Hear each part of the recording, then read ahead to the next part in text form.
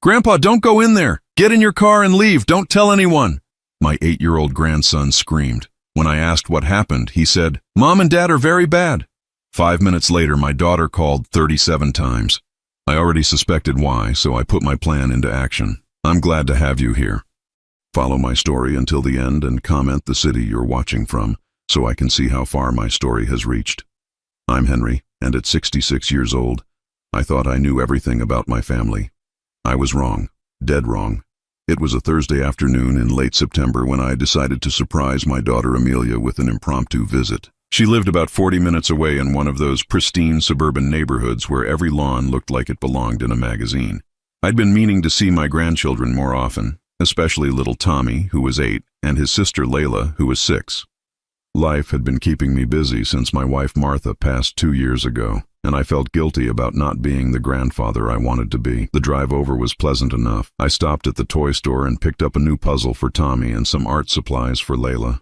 Simple gifts, but I knew they'd appreciate them. I was humming along to an old Sinatra song on the radio, feeling good about my spontaneous decision to drop by.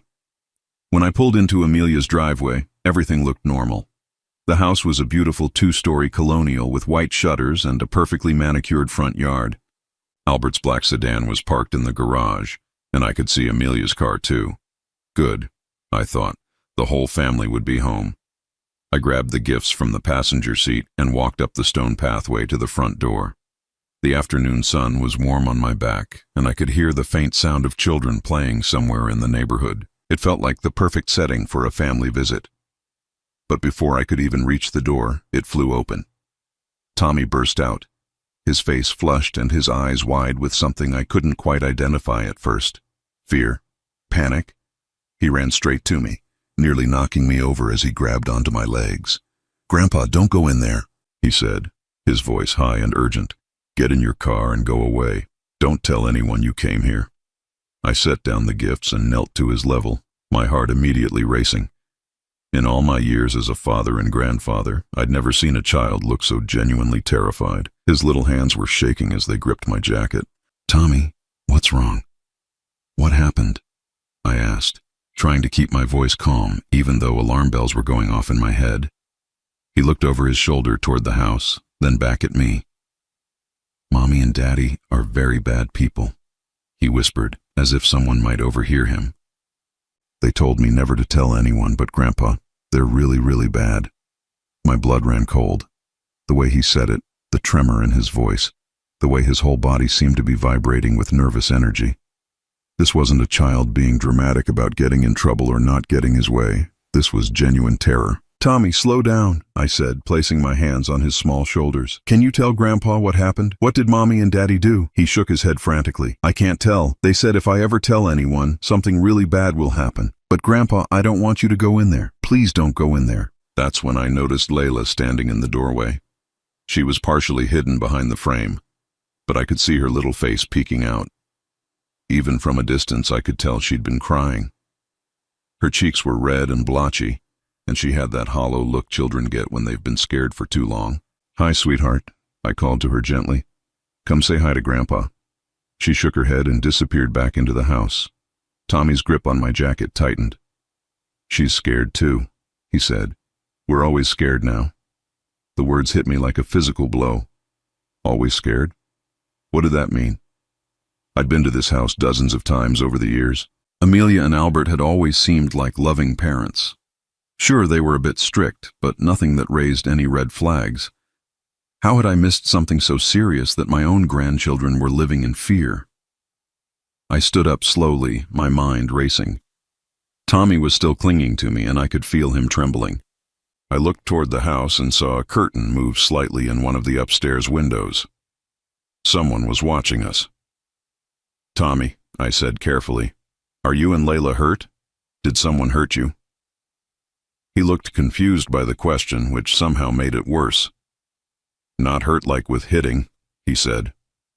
"But they make us do things and they say things that make my tummy feel sick all the time." Before I could ask what kind of things, I heard footsteps approaching from inside the house. Tommy's whole body went rigid.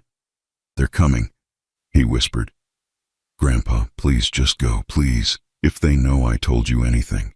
The front door opened wider, and Albert appeared. He was smiling, but something about it seemed forced. Too bright, too wide, like he was performing rather than genuinely happy to see me. "Henry, what a surprise," he said, his voice carrying just a bit too much enthusiasm. "We weren't expecting you." "Hi, Albert," I replied, keeping my voice neutral while Tommy slowly released his grip on me and stepped back. I watched as my grandson's entire demeanor changed in an instant. The terrified, desperate child from moments before seemed to vanish, replaced by a quiet, almost robotic version of himself. "Tommy, why don't you go inside and wash up for dinner?" Albert said, still maintaining that unnaturally bright smile. "Yes, Daddy," Tommy replied in a flat, emotionless voice that sent chills down my spine. He walked past Albert into the house without looking back at me. His shoulders slumped in a way that seemed far too heavy for an 8-year-old. "Kids, you know how they are," Albert said with a laugh that didn't reach his eyes. "Always getting worked up about nothing. Come on in, Henry. Amelia will be so excited to see you." But as I looked at Albert's face, at the way his smile never wavered, at how quickly Tommy had transformed from a terrified child to a silent, obedient one, I knew with absolute certainty that my grandson hadn't been getting worked up about nothing. Something was very, very wrong in this house, and I was about to find out exactly what that something was. I didn't go inside. Every instinct I'd developed in my 66 years was screaming at me to trust Tommy's desperate warning. Instead, I looked Albert directly in the eye and said, "Actually, I just remembered I have an appointment I can't miss. Tell Amelia I stopped by." The mask slipped for just a fraction of a second. I saw something flash across Albert's face. Surprise, maybe even irritation, before that plastic smile snapped back into place. "Oh, that's too bad," he said. "She really would have loved to see you. Maybe next time you could call ahead?" The suggestion felt more like a threat than politeness. I nodded, picked up the gifts I'd dropped, and walked back to my car with measured steps. I could feel Albert's eyes boring into my back the entire time. As I drove away, I checked my rearview mirror and saw him still standing in the doorway, watching me leave. He stayed there until I turned the corner and disappeared from view. My hands were shaking as I gripped the steering wheel. In all my years of being a father, I'd developed a pretty good sense of when something was off with children. What I'd seen in Tommy's eyes wasn't normal childhood drama or even typical rebellion. That was the look of a child who was genuinely afraid of his own parents. I pulled into a parking lot about 6 blocks away and sat there, trying to process what had just happened. My phone was on the passenger seat, and I stared at it for a long moment before making a decision. If something was really wrong, I needed to know more before I acted. Barging in without understanding the situation could make things worse for Tommy and Layla. That's when my phone started ringing. The caller ID showed Amelia's name. I let it go to voicemail. 30 seconds later, it rang again. Amelia again. I didn't answer, then again, and again. By the time the 5th call came through, I knew Albert had told her about my visit. But the desperation in the frequency of these calls was telling me something else entirely. This wasn't just checking in with her father. This was panic. I decided to drive to a nearby coffee shop where I could sit and think while monitoring the situation. As I ordered a black coffee and found a quiet corner table, my phone continued to buzz relentlessly. Call after call after call from Amelia. I pulled out a small notebook I always carried and started making tally marks. By the time I'd finished my coffee, she had called 37 times in less than 2 hours. 37 times. The voicemails started after the 10th call. I listened to them with growing unease. "Dad, hi, it's me. Albert said you stopped by but had to leave. That's weird. Call me back."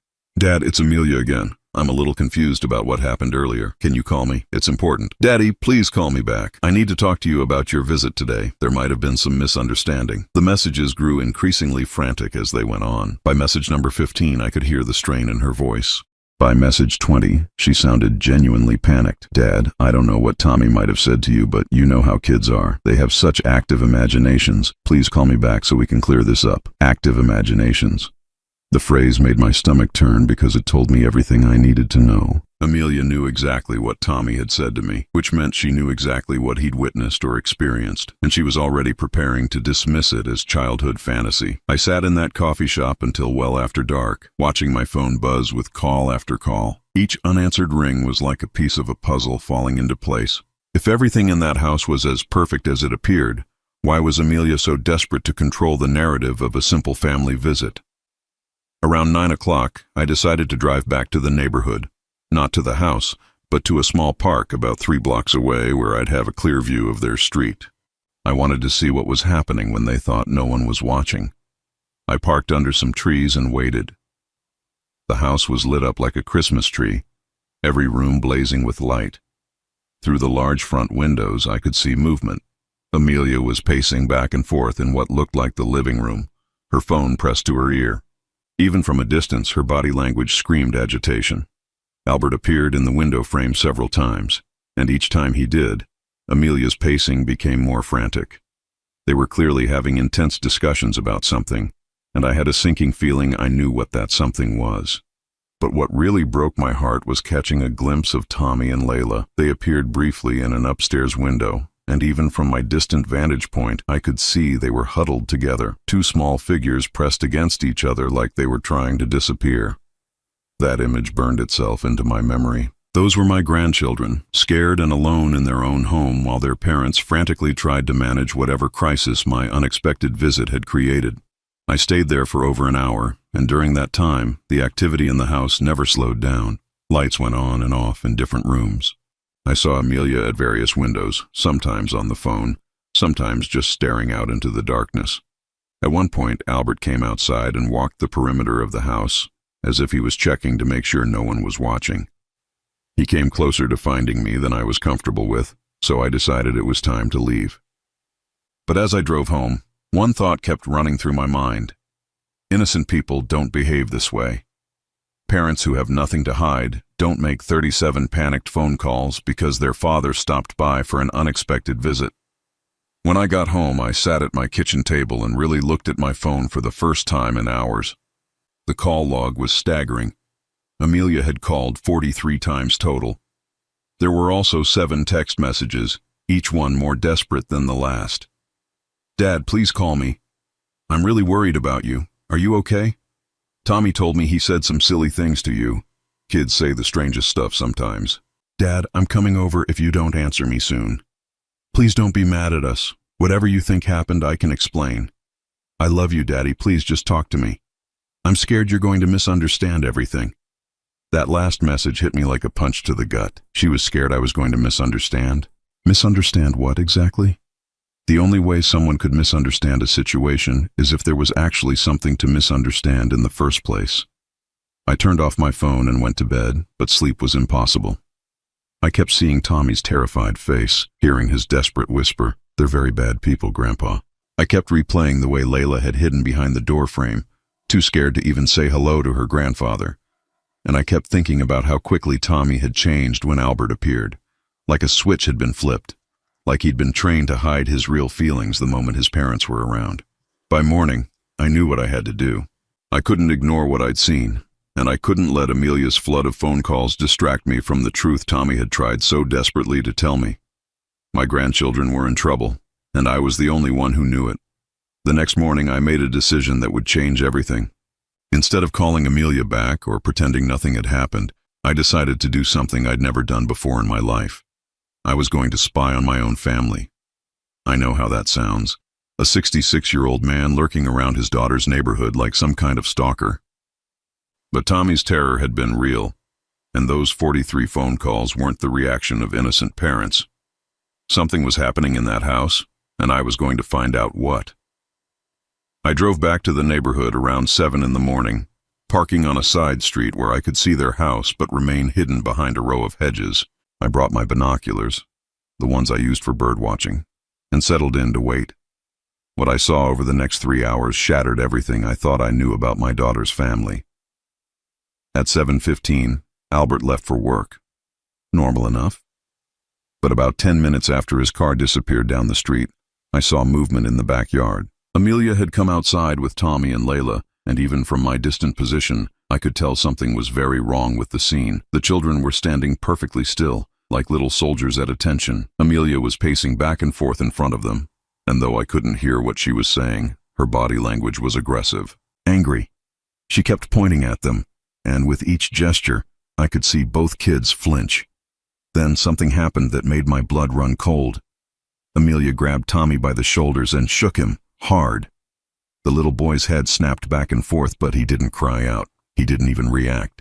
He just stood there and took it, like he was used to it. I had to grip the steering wheel to keep from jumping out of the car right then and there. After shaking Tommy, Amelia knelt down to his level and appeared to be speaking directly into his face. Whatever she was saying, it was making him nod frantically. When she finished, she stood up and walked back toward the house, leaving both children standing in the yard. That's when I witnessed something that broke my heart completely.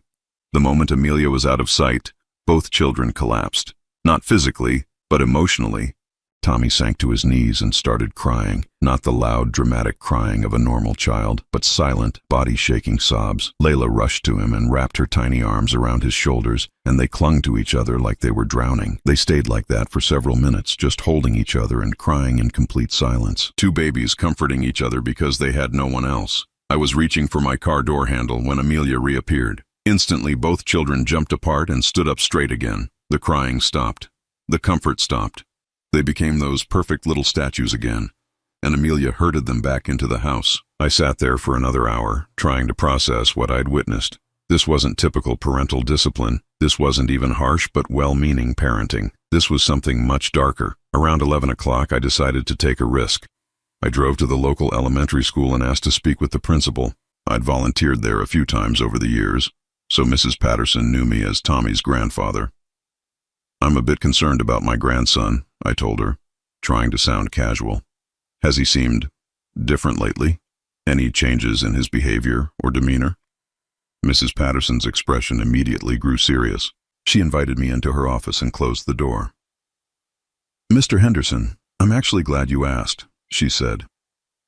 "Tommy has shown some concerning changes this school year. He's become very withdrawn, very anxious. He used to be one of our more outgoing students, but now he barely speaks unless spoken to directly." My heart sank. "Has he said anything about what might be causing this?" "That's just it," she said, lowering her voice. "When we've tried to talk to him about it, he gets extremely upset, almost panicked. He keeps saying he can't talk about home, that he's not allowed to tell anyone anything about his family." The words hit me like a physical blow. Not allowed to tell anyone about his family. That wasn't normal childhood privacy. That was enforced silence. "Has the school contacted his parents about this?" I asked. Mrs. Patterson nodded. "We've reached out to Mrs. Morrison several times. She's always very cooperative and concerned sounding on the phone, but nothing seems to change with Tommy. If anything, he seems more anxious after we've spoken with her." I thanked Mrs. Patterson and left the school with my worst fears confirmed. Whatever was happening at home was serious enough that Tommy was carrying the effects into every part of his life. But I still needed more information before I could act. So I made another decision that went against every instinct I had as a polite, non-confrontational person. I was going to figure out a way to get those children alone and find out exactly what they were being put through. That afternoon, I positioned myself at the park near their house and waited. Around 3:30, I saw Amelia's car pull into the driveway. She got out alone. Apparently she'd picked the kids up from school herself, rather than letting them walk or take the bus. I watched through my binoculars as she ushered Tommy and Layla into the house. But about 20 minutes later, Tommy appeared in the backyard by himself. He was just standing there, staring at nothing, with that same hollow expression I'd seen that morning. This was my chance. I walked casually through the neighborhood, timing it so I'd pass by their backyard fence just as Tommy was there. When I called his name softly, he looked up and saw me through the chain link. His face immediately filled with terror. He looked toward the house, then back at me, his eyes wide with panic. "Tommy, it's okay," I whispered. "Grandpa just wants to make sure you're safe." He approached the fence slowly, like a scared animal. When he got close enough, I could see that his little face was puffy and red, like he'd been crying recently. "Grandpa, you can't be here," he whispered. "If Mommy sees you, she'll be really, really mad. Tommy, I need you to tell me the truth. Are Mommy and Daddy hurting you?" He shook his head frantically. "They don't hit us, but Grandpa," his voice broke. "They make us practice." "Practice what, sweetheart?" "Practice being happy. Practice saying the right things. Practice acting like we love them when other people are around." His words came out in a rush, like he'd been holding them in for so long they couldn't wait to escape. I felt like I'd been punched in the stomach. "What happens if you don't practice right?" Tommy's whole body started shaking. "They take away everything. No food, no toys, no talking to each other. And they tell us that if we ever tell anyone the truth, they'll make Layla go away forever. And it will be my fault." The piece of the puzzle that had been missing suddenly clicked into place. This wasn't just neglect or even abuse in the traditional sense. This was systematic psychological manipulation. Amelia and Albert were training their children to be perfect little actors, to perform happiness and love for the outside world while living in constant fear at home. "Tommy, listen to me very carefully," I said, keeping my voice calm even though I was shaking with rage. "You and Layla are not going to have to practice anymore. Grandpa is going to make sure of that." He looked at me with hope and terror warring in his 8-year-old eyes. "You promise, Grandpa? You promise they can't make us pretend anymore?" "I promise, sweetheart. But I need you to do something for me. Can you be brave for just a little while longer, while Grandpa figures out how to help you?" He nodded, tears streaming down his face. As I walked away from that fence, I knew my life had just changed completely. I wasn't just Henry Henderson, retired insurance salesman, anymore. I was now a man on a mission to save his grandchildren from something far worse than I could have ever imagined. And I was going to make sure Amelia and Albert never got the chance to hurt those babies again. That night, I didn't sleep. I sat at my kitchen table with a yellow legal pad, mapping out everything I knew and everything I needed to do. At 66 years old, I'd never imagined I'd be planning what essentially amounted to a rescue mission for my own grandchildren, but that's exactly what this had become. The first thing I did was write down everything Tommy had told me, word for word, while it was still fresh in my memory. Practice being happy, practice saying the right things, practice acting like we love them when other people are around. The words made me physically sick to write, but I knew I'd need every detail if this was going to work. I'd spent 38 years in the insurance business, which meant I'd learned a thing or two about documentation and building a case. If I was going to protect Tommy and Layla, I couldn't just rely on the word of an 8-year-old boy. I needed evidence, and I needed a plan that would keep the children safe while I gathered it. The next morning, I made my first call to my lawyer, David Chen. I'd known David for 15 years. He'd handled Martha's estate and various other legal matters for me over the years. He was also one of the few people I trusted completely. "David, I need your help with something, and I need you to keep this strictly confidential for now," I told him. "Of course, Henry. What's going on?" I gave him the basic outline of what I'd discovered, leaving out some of the more emotional details but hitting all the key points. There was a long silence when I finished. "Henry, these are very serious allegations," David said finally. "If what you're telling me is true, we're talking about psychological abuse and manipulation of minors. But we need to be very careful about how we proceed. If we move too fast or make the wrong move, it could make things worse for the children." "That's exactly what I was afraid of," I said. "What do you recommend?" "First, we need to document everything. Every interaction, every observation, every conversation. Second, we need to establish a pattern of behavior, not just isolated incidents. And third, we need to make sure we have alternative living arrangements ready before we make any official moves." David walked me through the legal process for filing for emergency custody. It was more complicated than I'd hoped, but not impossible. The key would be proving that the children were in immediate psychological danger. "The good news is that as their grandfather, you'd be given serious consideration for custody if we can prove the parents are unfit," David explained. "The bad news is that psychological abuse is harder to prove than physical abuse. We'll need to be very thorough."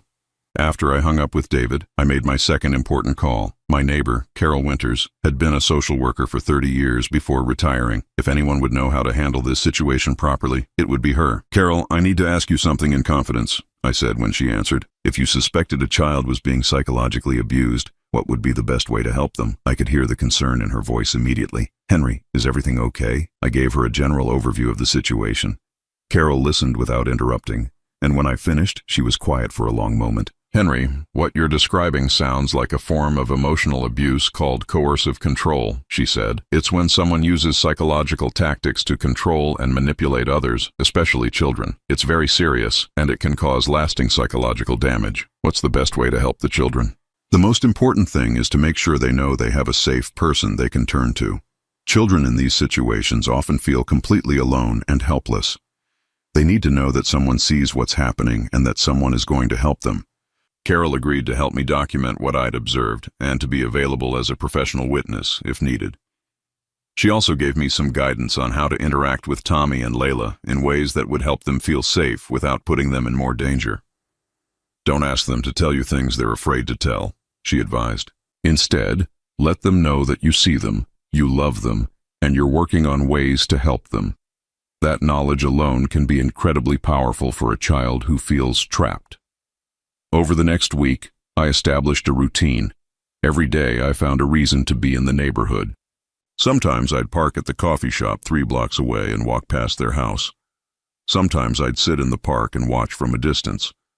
I was careful never to be obvious about it, but I wanted to observe the family's patterns and behaviors. What I saw confirmed my worst fears. The children were like completely different people depending on whether their parents were watching. When Amelia or Albert were present, Tommy and Layla were perfect little angels, quiet, obedient, almost eerily well-behaved. But in the brief moments when they thought no one was looking, they became what they really were: scared, sad children who clung to each other for comfort. I also started noticing things I'd missed before. The way Amelia's voice changed when she talked to the children versus when she talked to other adults. The way Albert positioned himself to block other people's view of the children during conversations. The way both kids immediately looked to their parents for approval before answering even simple questions like, "How was school today?" But the most heartbreaking thing I observed was during a neighborhood barbecue at the house next door. I'd positioned myself where I could see into the backyard, and I watched as Tommy and Layla performed for the neighbors. They smiled on cue, laughed at the right moments, and played the role of happy children perfectly. But when the neighbors weren't looking directly at them, their faces would go completely blank, like actors dropping their masks between scenes. After 2 weeks of observation, I had enough evidence to make me sick to my stomach, but I still needed more before I could act. That's when I decided to take a bigger risk. I started showing up at places where I knew the family would be: the grocery store, the library, the children's school events. I wanted to establish myself as a regular presence in their lives again. But more importantly, I wanted Tommy and Layla to see me and know that Grandpa was watching over them. The first time I appeared at Tommy's soccer game, Amelia looked like she'd seen a ghost. She came over to me with that forced smile I was beginning to recognize. "Dad, what a surprise. I didn't know you were coming to Tommy's game." "Well, I am his grandfather," I said pleasantly. "I want to support him."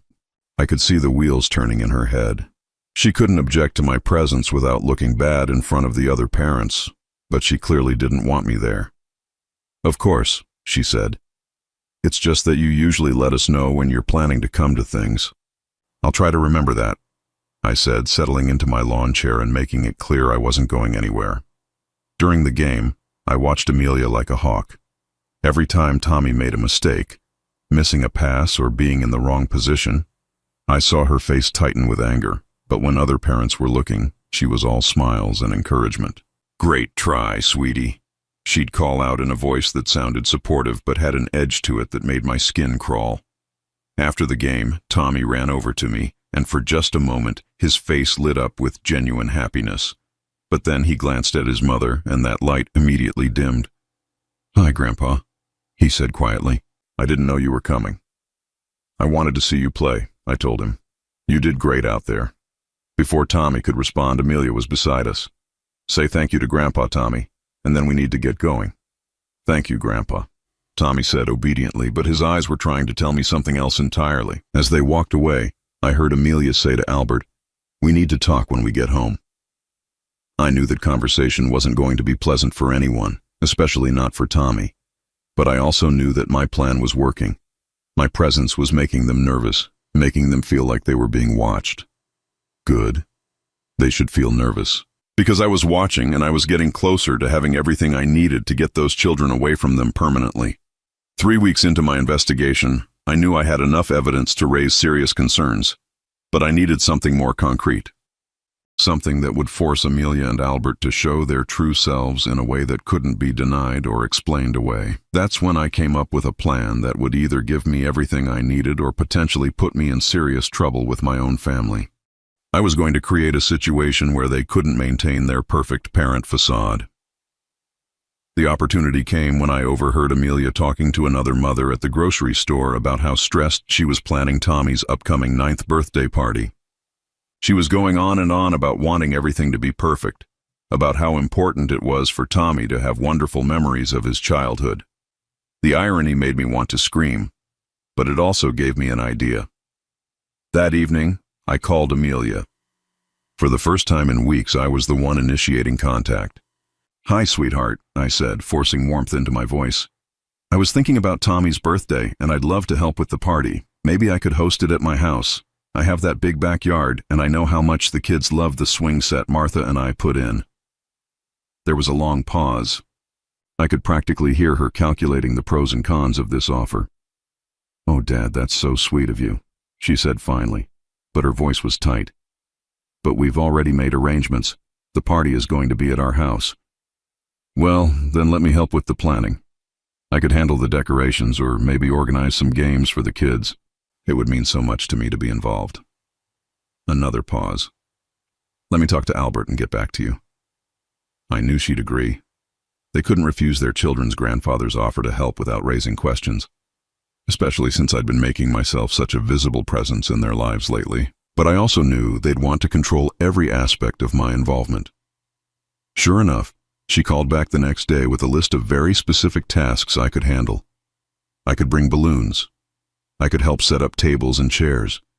I could even handle the photography, since I'd always been good with my camera. But I was not to plan any activities, not to interact with the other parents unsupervised, and definitely not to give Tommy his gift in front of the other children. That last restriction told me everything I needed to know. They were afraid of what I might say or do if I had Tommy's attention while other people were watching. The party was set for the following Saturday afternoon. I spent the week preparing, but not in the way Amelia expected. I arranged for Carol Winters to be, coincidentally, walking her dog past the house during the party. I made sure David Chen knew exactly when and where this was happening, in case something went wrong and I needed legal backup quickly. And I prepared a gift for Tommy that I knew would create exactly the reaction I was hoping for. Saturday arrived gray and chilly, but dry enough for an outdoor party. I showed up an hour early, as requested, with my car full of balloons and my professional quality camera around my neck.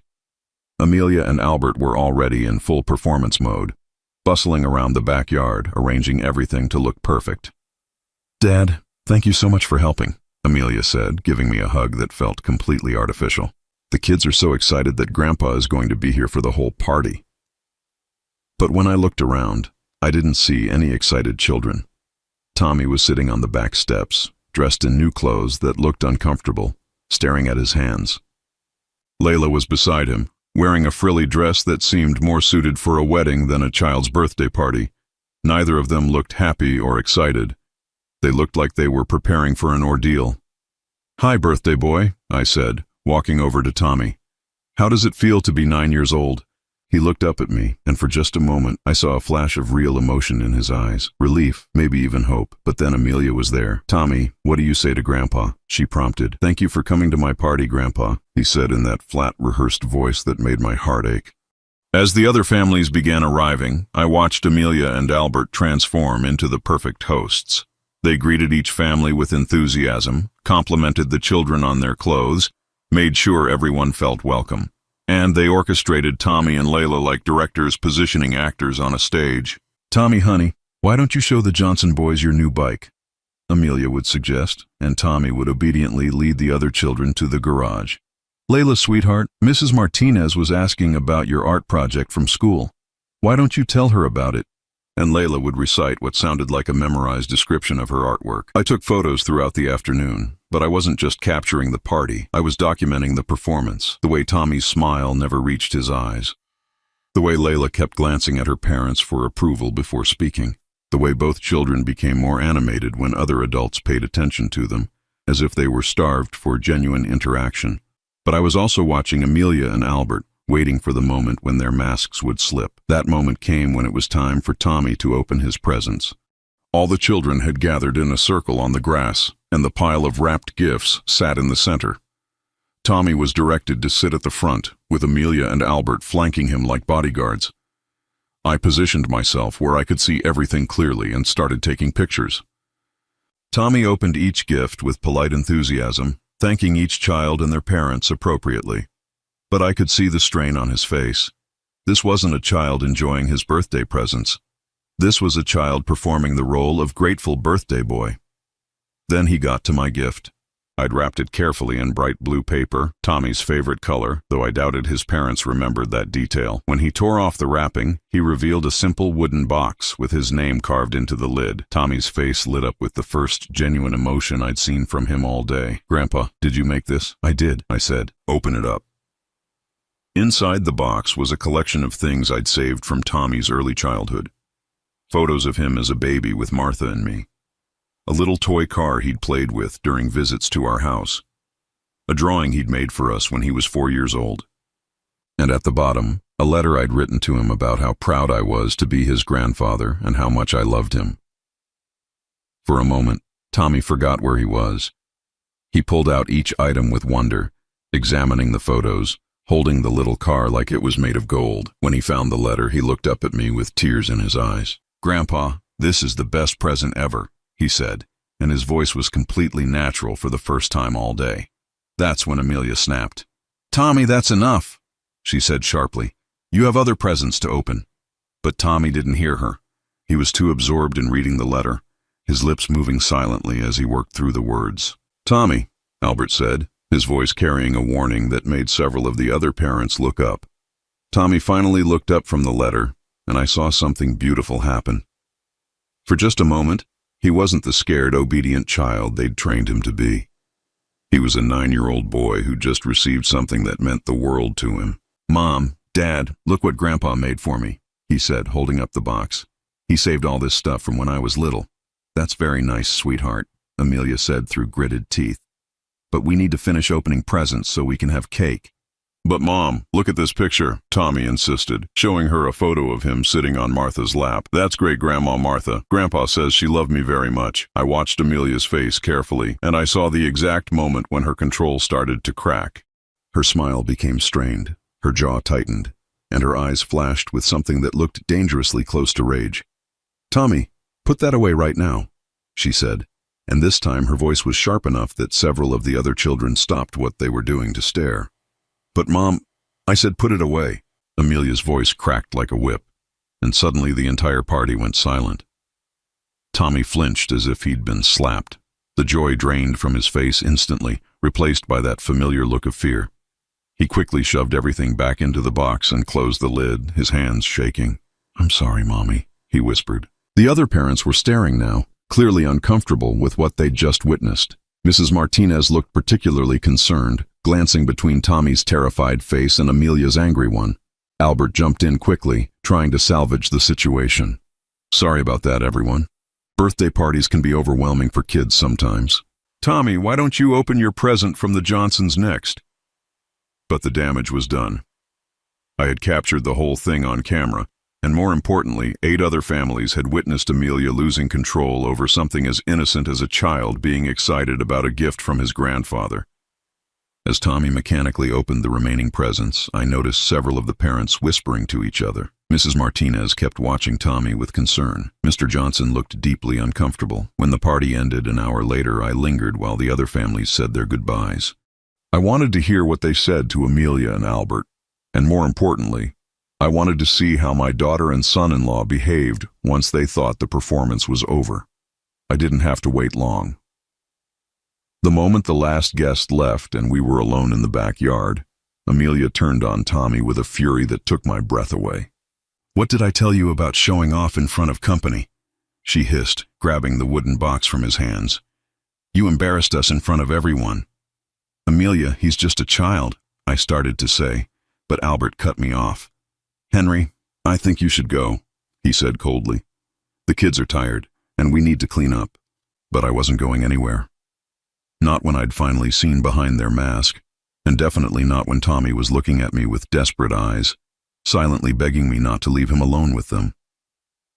"Actually," I said, "I think we all need to have a conversation." The backyard felt like a battlefield. The remnants of Tommy's birthday party, scattered wrapping paper, deflated balloons, cake crumbs on paper plates, created an eerily festive backdrop for what was about to become the most important confrontation of my life. "We need to have a conversation," I repeated, my voice steady despite the adrenaline coursing through my veins. Amelia was still gripping Tommy's wooden box, her knuckles white with anger. Albert had positioned himself between me and the children, as if he were protecting them from me instead of the other way around. "Dad, not now," Amelia said, but I could hear the panic creeping into her voice. "The kids need to go inside and rest." "No," I said firmly. "The kids need to hear this." Tommy and Layla were huddled together near the back steps, watching the adult drama unfold with the kind of terrified attention that children develop when they've learned to read danger in every conversation. "Henry, you're overstepping," Albert said, his voice carrying that same threatening undertone I'd heard before. "These are our children, and we'll handle them however we see fit." "Handle them?" I repeated, letting the words hang in the air. "Is that what you call what you've been doing to them?" Amelia's face went pale. "I don't know what you think you've seen, but I've seen enough," I cut her off. "I've seen you training them to perform happiness. I've seen them crying in silence when they think no one is watching. I've seen them flinch when you raise your voice. And I just watched you punish a 9-year-old boy for being excited about a gift from his grandfather." The silence that followed was deafening. Tommy had started crying again, those silent, heartbreaking tears that no child should ever have to shed. "You don't understand," Amelia said, but her voice had lost its authority. "You don't know how hard it is to raise children these days. They need structure. They need discipline. They need love," I said. "Real love, not performance-based affection that disappears the moment they step out of line." Albert stepped forward, his face flushed with anger. "You have no right to come into our home and tell us how to raise our children. You barely visited before Martha died, and now suddenly you're the expert on parenting." The accusation stung because there was some truth to it, but I wasn't going to let guilt distract me from what needed to happen. "You're right," I said. "I should have been more involved before now. I should have seen what was happening sooner. But I'm here now, and I'm not going anywhere until these children are safe."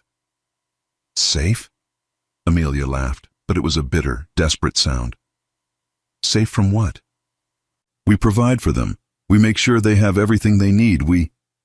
You terrorize them," I said quietly. "You've turned your own children into actors in a play where the only acceptable emotion is obedience." Behind Albert, I could see Tommy trying to comfort Layla, who had started shaking.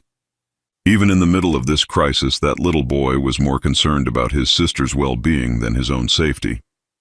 That's when I pulled out my phone and played the recording I'd made of my conversation with Tommy at the fence 3 weeks earlier. Practice being happy. Practice saying the right things. Practice acting like we love them when other people are around. Tommy's small, terrified voice filled the backyard, and I watched as both Amelia and Albert realized that their carefully constructed world was crumbling around them. "You recorded him?" Amelia whispered, her face ashen. "You recorded our son without our permission." "I documented a child asking for help," I corrected, "and I have 3 weeks' worth of observations, photographs, and witness statements that back up everything he told me." Albert lunged toward me, but I stepped back calmly. "I wouldn't, if I were you. Not with the children watching, and not when Carol Winters has been recording this entire conversation from her position at the fence." Both Amelia and Albert spun around to see Carol standing just beyond their property line, her phone clearly visible in her hands. As a retired social worker, her testimony would carry significant weight in any legal proceeding. "You set us up," Albert said, his voice filled with disbelief. "I created an opportunity for you to show your true selves," I replied, "and you didn't disappoint." Amelia sank into one of the party chairs, the wooden box still clutched in her hands. For the first time since this whole nightmare began, she looked like what she really was. A broken woman who had been taking her pain out on innocent children. "We never meant to hurt them," she whispered. "But you did hurt them," I said gently. "Every day, in ways that might take years to heal.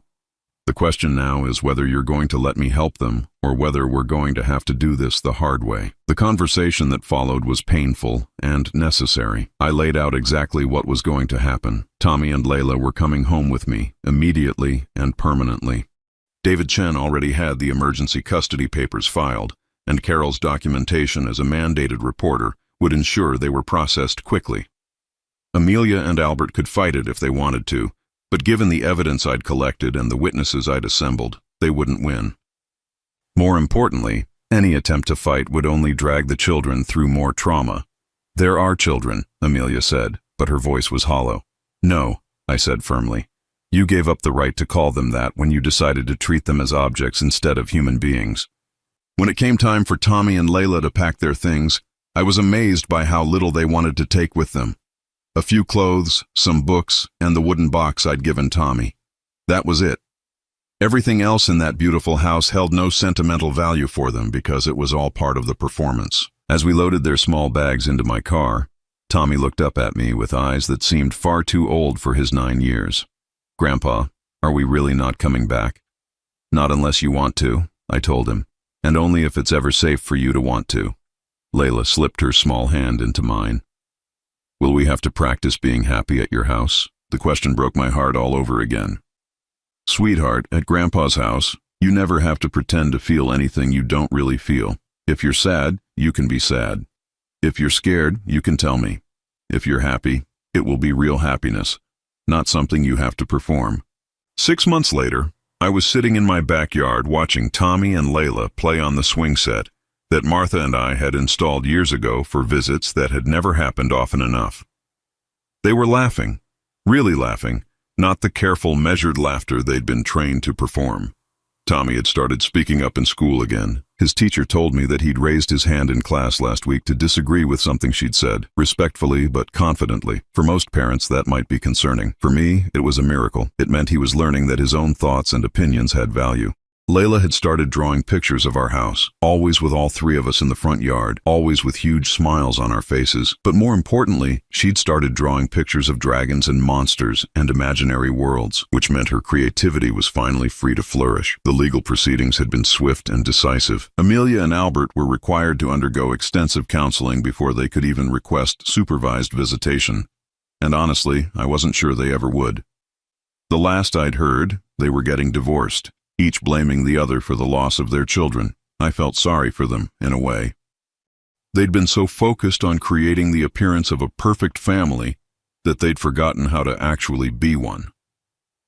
But my sympathy had limits. The children they'd damaged were my priority now. That evening, as I was tucking Tommy into bed, he asked me a question that let me know we were finally moving in the right direction. "Grandpa, do you think I could learn to play baseball? Real baseball? Not just for show." "I think that sounds like a wonderful idea," I told him. "We can sign you up for the community league if you want, even if I'm not very good at it." "Especially if you're not very good at it," I said. "That's how you get better, by trying things and making mistakes and learning from them." He was quiet for a moment, processing this revolutionary concept. At Mom and Dad's house, we weren't allowed to make mistakes. Well, at Grandpa's house, mistakes are how we learn. And the only thing you're not allowed to do is pretend to be something you're not. Tommy smiled, one of his real smiles that had become more frequent over the past few months. I like Grandpa's rules better. As I turned off his light and headed downstairs, I reflected on how much my life had changed since that September afternoon, when Tommy had begged me not to go into his house. I'd lost a daughter in a way, but I'd gained something infinitely more precious: the chance to give two beautiful children the childhood they deserved. My phone sat on the kitchen counter, silent for once. No more desperate calls from Amelia, no more attempts at manipulation or guilt. Just peace. I poured myself a glass of wine and stepped out onto the back porch. The swing set creaked gently in the evening breeze, and I could hear the faint sound of Layla singing herself to sleep upstairs. These were the sounds of a real home, filled with real love and real security. At 66 years old, I'd thought my days of active parenting were behind me. I'd been wrong about that, just like I'd been wrong about so many things. But sometimes being wrong leads you exactly where you need to be. Tomorrow, Tommy had his first baseball practice, and Layla was starting art classes at the community center. We were building a life together, not a performance, not a facade, but a real life where two precious children could finally learn what it felt like to be genuinely loved and accepted for exactly who they were. And that was worth everything I'd had to sacrifice to make it happen.